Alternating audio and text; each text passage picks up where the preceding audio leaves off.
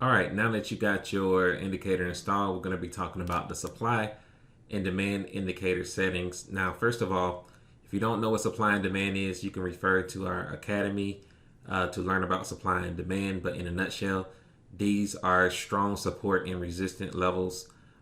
This is also where usually where the institutions or big banks are either buying or selling at on your price chart.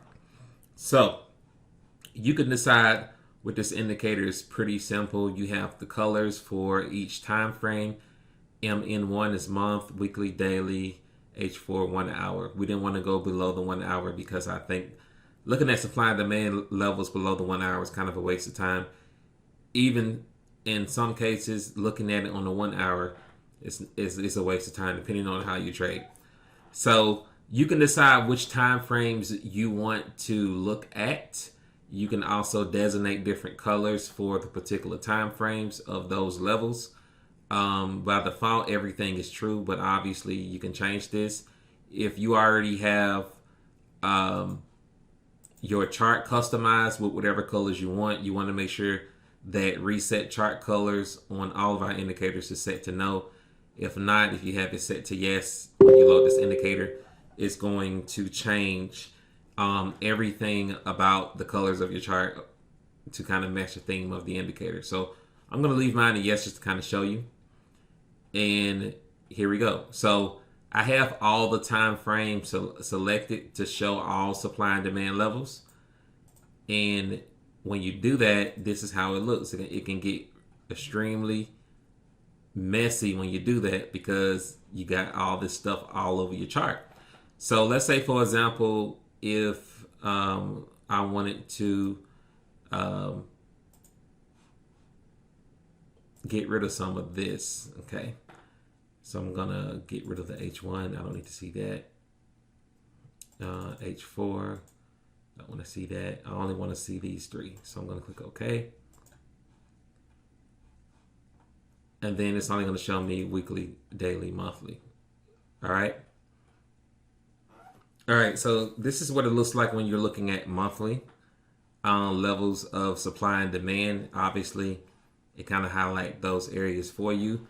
This is definitely not perfect. However, it kind of gives you a starting point to kind of look for where price is going. Now, whenever you start these and you start to go down the time frames, the highlighted areas will get bigger, okay? I personally don't like a lot of stuff on my chart like this. So you may or may not want this to display like this. You may want to show it on one and then kind of disable it so that you don't have all these colors or whatever on your chart. But you can change the colors to a lighter color if you wanted to keep this on. So if I'm basing mine off monthly levels, for example, to kind of give you an idea, I'm going to take it from this top all the way down here. That's 573 pips. So that is a very, very strong move down. Now, granted, the candles are smaller on the daily, but if I go to the monthly, you see bigger candles, okay? And that's a larger move, obviously, okay? This is an even greater move right here. So this is going to work best right now as it is now. For example, I'm only showing 4-hour supply and demand levels, okay? So it will highlight those levels on this time frame for me. And if you look, once price got to those areas or came back up, price reacted. This price came up here, came down. Price came here, came down. Price came back to that zone right here where my mouse is, came down. Price came back up there again, came down. So it's best to use this when you're trading on the same exact time frame that you actually are showing, because if you go down, for example, to the 1 hour, it can get a little messy, though you still can see it. But especially when you show the larger ones, it gets really, really messy, and I don't really like that. But this is a great tool for you to highlight key areas. Like, for example, look at this right here at the bottom. All right, this is from the 4 hour, and you see prices hanging out in that demand zone, okay? And then it finally broke out of that zone, but that is a 4 hour zone, okay?